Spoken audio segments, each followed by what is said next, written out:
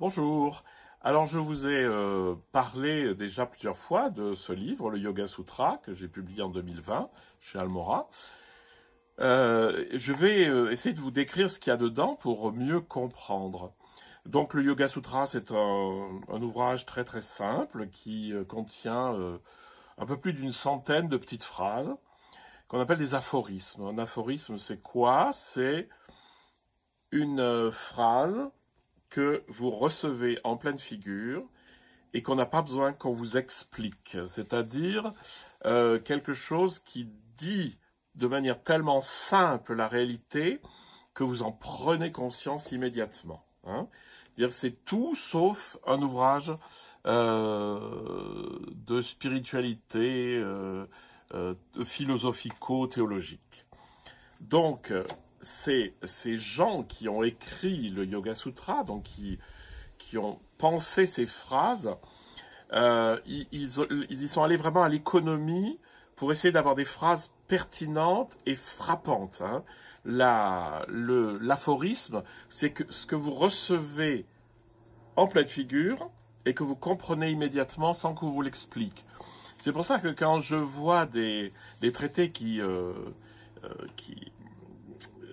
commente les ouvrages de l'Inde, où on a le passage en sanskrit, le passage translittéré, le passage en français mot à mot, le passage en français ce que ça veut dire, et puis après 20 pages de commentaires, je me dis il y a un petit truc qui est pas bien là, c'est que les ouvrages de spiritualité nous mènent à une très grande simplicité et ils nous le disent avec une très grande simplicité.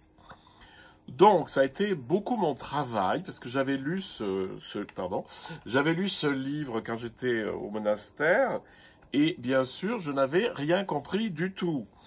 Parce que on tombe sur des phrases illisibles, enfin vraiment illisibles.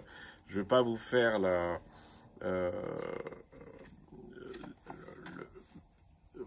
vous lire des versions absolument imbuvables, parce que c'est pas productif. Ce qui m'intéresse, c'est que vous compreniez, ça doit être clair. Si c'est pas clair, c'est qu'il y a un problème.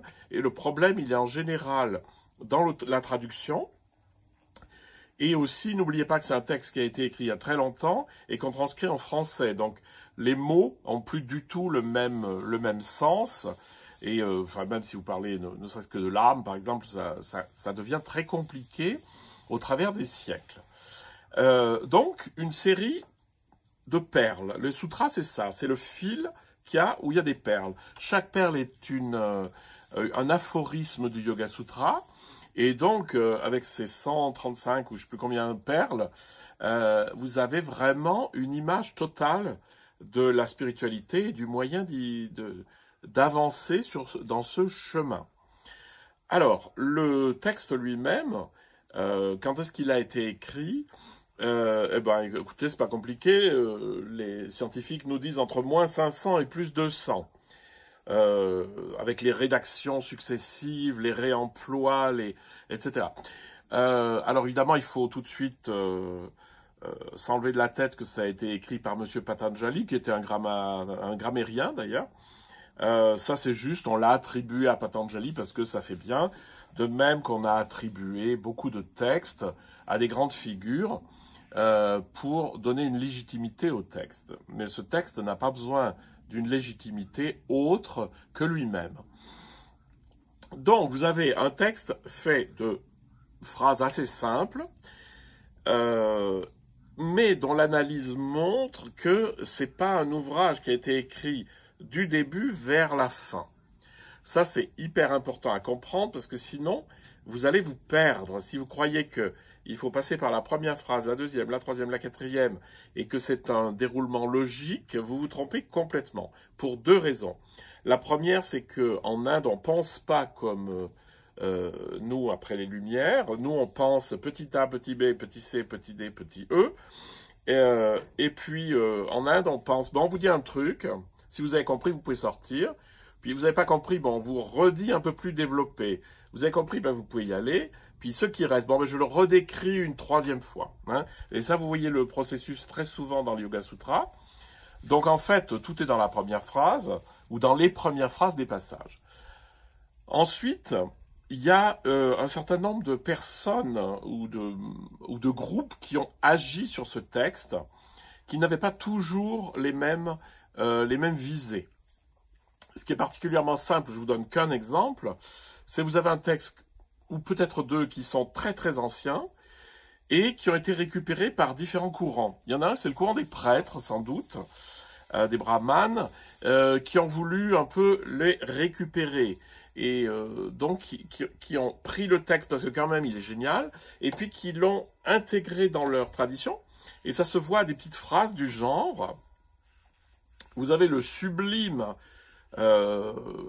progression qui mène vers le samadhi en 8 étapes, etc., ou 8 phases, et qui se termine par, voilà, vous arrivez à l'état d'union. Et dessous, il y a un petit malin des brahmanes qui a rajouté « Oui, mais ça, on y arrive aussi avec la répétition du nom de Dieu. » Et en fait, c'est tellement gros comme ficelle que vous arrivez à tirer assez aisément de ce texte toute la partie sacerdotale.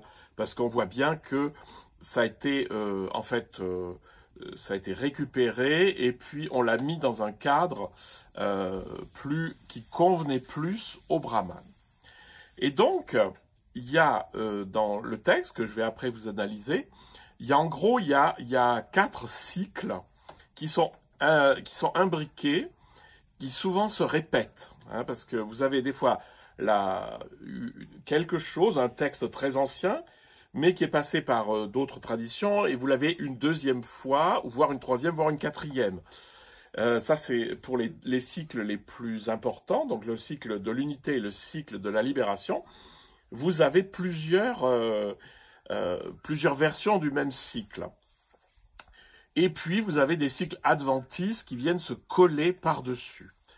Alors, je vous ai parlé en fait de ces cycles. Il y a le grand cycle de l'unité, dont le but est d'arriver à faire un avec soi-même, avec le monde, avec la conscience, avec qui vous voulez, faire un. Hein? Et ça, c'est le cycle de l'unité. Ensuite, vous avez le cycle de la libération qui a récupéré le cycle de l'unité pour dire, voilà, eh ben ça va nous permettre de nous libérer. Et la libération, c'est quoi? C'est la libération des conditionnements. Comment se libérer des conditionnements pour être libre, pour être ouvert, pour être infini? Donc ça, c'est les 2 cycles principaux. Comme je vous ai dit, il y a le cycle sacerdotal, le cycle des prêtres, qui est juste de la récupération, mais qui nous donne à un endroit un petit traité de vie spirituelle extraordinaire dont je vous reparlerai. Et puis il y a ce qu'on appelle le cycle des pouvoirs, les siddhis, au chapitre 3. Ça aussi, ça a été rajouté, et ça récupère le cycle de l'unité en prenant les 3 dernières phases et en mettant un mot pour ces les 3 dernières phases du cycle de l'unité, en disant, voilà, lorsqu'on pratique ça, il se passe ça. Et il y en a toute une liste. Et lorsque vous pratiquez ça, vous allez être capable de faire ça. Et on a traduit ça beaucoup par les pouvoirs. Et hélas, on a beaucoup traduit par des pouvoirs extraordinaires. Hein? Les fameux yogis qui font des trucs pas possibles, très proches de la magie d'ailleurs. Là, ça demandera une analyse un peu plus profonde, parce que lorsqu'on dit que par la pratique méditative, on va dire, du cycle de l'unité, le yogi s'élève au-dessus de l'eau, de la boue et des épines. Alors évidemment, il n'en faut pas plus pour des traducteurs pour dire « Ah, c'est le secret de la lévitation ». Eh bien, vous pouvez léviter autant que vous voulez. Moi, je dis toujours dans mes stages, le premier qui lévite, il prend une paire de claques. D'abord, parce que ça n'existe pas. Et puis surtout, c'est une mauvaise lecture du texte. Le texte, si vous le lisez symboliquement, c'est assez évident. L'eau, c'est les émotions, etc. La boue, c'est tout ce qui remue en moi. Les épines, c'est les passions, c'est tout ce qui me fait mal, etc. Les conditionnements négatifs, etc. Donc évidemment, lorsque vous pratiquez la méditation, vous vous élevez au-dessus de ces espèces de choses qui sont que psychiques. Voilà, donc je récapitule. Le Yoga Sutra est un texte très court, fait d'aphorismes, c'est-à-dire de petites perles, les petites perles de l'éveil, si vous voulez. Il y a à l'intérieur, il y a 4 cycles qui sont venus pas au même moment, qui ont été récupérés après. Le cycle de l'unité, le cycle de la libération qui s'est collé et qui récupère le cycle de l'unité pour nous parler du déconditionnement, le cycle religieux qui le récupère pour ses propres buts et le cycle des pouvoirs qui essaye de dire à quoi ça sert tout ça. Voilà, donc je vais essayer de revenir dans ces différentes vidéos sur ces différents aspects.